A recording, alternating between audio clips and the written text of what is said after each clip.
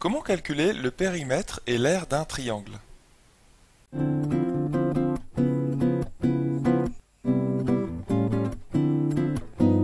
Bonjour à toi et bienvenue dans cette vidéo Star en maths. Ici Romain, j'espère que tu vas bien. Alors là, nous avons un exercice plutôt niveau seconde. Donc si tu es en seconde, c'est parfait parce qu'il va te faire revoir plein de formules importantes de cette classe. Donc en fait, on a un agriculteur qui possède un champ triangulaire dont les coordonnées des sommets sont A, -5, -2, B de coordonnées 5, -2 et C de coordonnées -3, 2. Et il y a trois questions. Donc la première, c'est qu'il faut aider l'agriculteur à savoir quelle longueur de clôture il doit acheter pour protéger son champ. Donc en fait, on nous dit que la clôture sera installée tout le long des bords du champ, c'est-à-dire autour du champ. Donc on va, dans cette première vidéo, résoudre cette première question. Et pour chaque autre question, on fera une vidéo, hein, parce que ça concerne à chaque fois des formules distinctes et importantes à connaître. Donc dans cette première question, je pense que tu as compris qu'il nous fallait, quand tu traduis la question, il nous faut en fait calculer le périmètre de ce champ triangulaire. Parce que si tu obtiens le périmètre de ce champ, eh bien tu sauras quelle longueur, ça sera exactement en fait la longueur de la clôture que l'agriculteur doit acheter. D'accord? C'est une autre façon en fait de dire cette première question, calculer le périmètre du triangle. D'accord? Donc là, il va nous falloir calculer le périmètre de ce triangle. Alors, comment fait-on pour calculer le périmètre d'un triangle? Déjà, le périmètre, je pense que tu sais ce que c'est, hein. Quand je parle de périmètre, c'est le pourtour, hein. C'est la longueur, en fait, de tous les côtés. C'est-à-dire la somme des longueurs de tous les côtés de notre triangle. Je pense qu'un conseil important, c'est dès que tu as un exercice dans lequel tu peux dessiner des choses, d'accord? Eh bien, il faut le faire. Il faut tout simplement le faire. Donc là, on te parle de coordonnées de points. Ben, je pense que ça sera beaucoup mieux de placer ces points dans un repère orthonormé et de voir un petit peu ce que ce champ triangulaire donne. D'accord? Donc c'est ce qu'on va faire tout de suite. Donc c'est parti, nous allons placer nos trois points dans notre repère ici, hein. Donc là, je l'ai tout petit sur mon tableau. Mais quand tu dessines, toi, essaie de faire une figure assez grande, hein, pas trop petite. Essaie aussi d'utiliser autant que faire se peut une règle. C'est important, hein, de pas trop dessiner à main levée pour avoir quelque chose de propre, tout simplement. Et quand c'est propre sur ton dessin, c'est aussi propre dans ta tête, hein. Donc c'est important. Donc là, le grand A, eh ben c'est -5, -2, hein. Donc -5, c'est toujours les x, tu sais, hein. Donc hop, -5, et tu montes, ensuite, non, tu descends de -2, de 2, donc on arrive ici. Là, on va avoir notre point A, ensuite le point B de coordonnées 5, -2, donc on a 5 ici en x et -2 en y. Hein, je pense que tu sais placer des points, il n'y a pas spécialement de souci pour ça, hein. Ensuite, le C, eh bien, c'est -3 en x et 2. On va monter de 2, donc à partir de -3 en x. Donc là. Voilà, donc on va relier les points. On va obtenir donc ce triangle, ce champ, le champ de notre agriculteur ici, qui ressemble à ceci. Donc une fois qu'il est dessiné, tu as vu, on y voit un petit peu plus clair, hein. Qu'est-ce qu'on pourrait supposer sur ce triangle? Qu'est-ce que tu penses? Moi, je pense peut-être qu'il est rectangle ici au niveau de C1. Bon, il n'est pas isocèle, hein, il n'y a pas deux côtés qui sont égaux, ni équilatéral, hein, les trois côtés sont pas du tout, enfin ils n'ont pas l'air égaux. Peut-être que BC est égal à AB. Bon, mais bon, on n'a pas prouvé, c'est juste des suppositions. Tu vois, je pense que ça vaut le coup, hein, dès que tu fais quelque chose, en mathématiques plus particulièrement, bien d'essayer de regarder un petit peu, de comprendre les choses, hein, d'avoir un petit esprit critique, on appelle ça, d'essayer de comprendre, voilà, sans même savoir si c'est demandé ou pas, t'essaies de regarder, bon bah par toi-même, bon bah j'ai un triangle ici, tiens, je pense que ceci, cela, il est peut-être rectangulancé. Bon, tu vois, ça mange pas de pain de faire ces petites réflexions-là. Donc là, ce qu'on va faire, eh bien, c'est tout simplement calculer les longueurs BC, BA et AC. Comment calcule-t-on la distance entre deux points, qui correspond à la longueur ici AB par exemple? On va commencer par celle-ci. Eh bien, en seconde, tu vois une formule par rapport à ça. C'est la formule suivante. Alors d'une façon générale, je vais la rappeler en noir, donc dans cette première question que nous sommes en train de résoudre. Eh bien, la formule pour calculer la distance entre deux points, c'est la suivante. Donc, AB, ça sera notre longueur AB, la distance entre les deux points A et B. Hein, parfois, c'est aussi noté distance D entre A et B, D A virgule B, mais bon, c'est beaucoup plus rare, hein. Autant noter tout simplement longueur AB. D'accord? Et ça, c'est égal, tu te souviens, la formule avec la longue racine carrée. Une formule qu'on rencontre très souvent. Et jusqu'en terminale, hein, c'est une formule qu'on voit jusqu'en terminale. Donc là, je te la donne, c'est racine carrée de xb moins xa, le tout au carré. Donc la différence des x, le tout au carré, plus la différence des y, le tout au carré. Pareil pour les y, si tu veux. Voilà. Et bien cette formule, c'est parti, nous allons l'appliquer à notre cas. Donc dans un premier temps, on va calculer notre longueur AB. Bon, ça va être la plus simple, tu vas voir, parce qu'en fait, je pense que tu seras d'accord avec moi, on peut compter directement sur le graphique combien il vaut, mais c'est pas ce que je t'encourage à faire, parce que c'est pas une preuve, vraiment. D'accord? Bon, je pense que tu seras d'accord, on pourra compter quand même, parce qu'elle est horizontale ici, ça nous donnera une bonne idée de ce qu'elle vaut. En fait, c'est 10 carreaux, hein, tout simplement, parce qu'on a 5 à gauche de l'axe des Y, 5 à droite, donc ça fait 10 carreaux. Mais plus rigoureusement, il faut utiliser cette formule, ici présente, et remplacer le xb, le xa, le yb et le yk par ce qu'ils valent. Donc on va obtenir, eh bien, racine carrée de...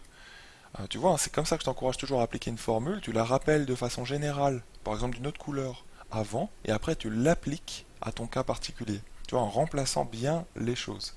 Donc là, le xb, eh bien c'est combien le xb, hein? Tu peux toujours répéter les coordonnées sur ton schéma, hein. D'accord? Donc B c'est 5 moins 2. A c'est tout simplement moins 5 moins 2. Et C c'est moins 3, 2. Donc en fait le XB, eh bien c'est 5. Donc on remplace 5 moins XA. XA c'est moins 5. Donc moins 5. Hop, on fera le petit calcul après. On met tout ça au carré. Plus au niveau des Y, le YB, eh bien c'est moins 2. Et le YA, eh bien c'est moins 2 aussi. Donc moins 2. Faut pas se tromper ici, hein. Faut bien mettre des parenthèses autour du moins 2. On prolonge un peu notre racine carrée, on met tout ça entre parenthèses et au carré. Voilà. Maintenant, on fait notre calcul, tranquillement, on met la longue racine carrée, et c'est parti, hein. Donc 5 moins 5, ça fait combien? Ça fait 5 plus 5, donc 10. Donc on va obtenir 10 au carré, c'est-à-dire 100. Et ensuite, hein, ici on va obtenir moins 2 plus 2, donc 0 dans la deuxième parenthèse, donc plus 0 au carré, c'est-à-dire 0. Donc on obtient racine de 100, et racine de 100 c'est 10. Voilà, tu vois qu'on retombe bien sur notre 10, heureusement. Donc ça, c'est la première longueur. Et c'est parti, hein, je t'encourage, maintenant que tu as bien compris comment on applique la formule, si tu n'avais pas réussi, eh bien à l'appliquer pour, par exemple, la longueur AC1. Maintenant, on va aller un petit peu plus vite. Donc, la longueur AC, eh bien, c'est racine carrée de... Tu peux toujours répéter d'abord avec les coordonnées, si tu veux. Donc, c'est xc moins xa au carré, plus yc moins ya au carré. Donc là, on va un petit peu plus vite, on remplace directement. Mais je t'encouragerais à le noter comme ça, hein, sur ta copie, hein. Donc d'abord xc moins xa au carré, tu vois, en remplaçant bien ce qui est en noir ici par euh, les coordonnées de nos points A et C. Donc ici on obtient moins 3, ça c'est xc, moins 5, donc plus 5 directement au carré, plus au niveau des y, eh bien 2, moins 2, donc plus 2. Le tout au carré. Ça c'est yc moins yk. Et ça vaut, on calcule ça tranquillement, et on met la longue racine carrée ici. Donc moins 3 plus 5 ça fait 2, donc 2 au carré ça fait 4, et 2 plus 2 ça fait 4, et 4 au carré ça fait tout simplement 16. Donc on obtient 4 plus 16, 20 sous la racine carrée. Donc on obtient racine de 20. Voilà donc pour notre deuxième longueur. Hein, racine de 20, bon c'est un nombre qu'on pourrait peut-être simplifier parce que 20, tu sais, c'est 4 fois 5. Je t'encourage à savoir simplifier ce genre de racine carrée, hein, racine carrée d'un nombre entier comme ça. C'est assez facile en fait, hein. J'ai fait une autre vidéo là-dessus, n'hésite pas à aller la voir. Simplifier une racine carrée, tu peux peut-être la trouver avec ces mots-clés là. 20, c'est tout simplement 4 fois 5. Donc en fait, tu obtiens racine de 4 fois 5. Donc racine de 4 fois racine de 5. Et ça donne, tout simplement, puisque racine de 4 c'est 2, ça donne 2 racines de 5. Donc tu vois, c'est peut-être un nombre plus simple comme ça. Bon, c'est comme ça qu'on essaie de simplifier généralement nos racines carrées. Et ensuite, pour la dernière longueur, la troisième, eh bien c'est la longueur BC. Donc on applique la formule, ça va être xc moins xb au carré plus yc moins yb au carré, le tout longue racine carrée de tout ça. D'accord? Il y a une chose que tu n'as pas le droit d'écrire, hein, c'est que c'est la racine carrée de cette première chose-là, plus la racine carrée de cette chose-là.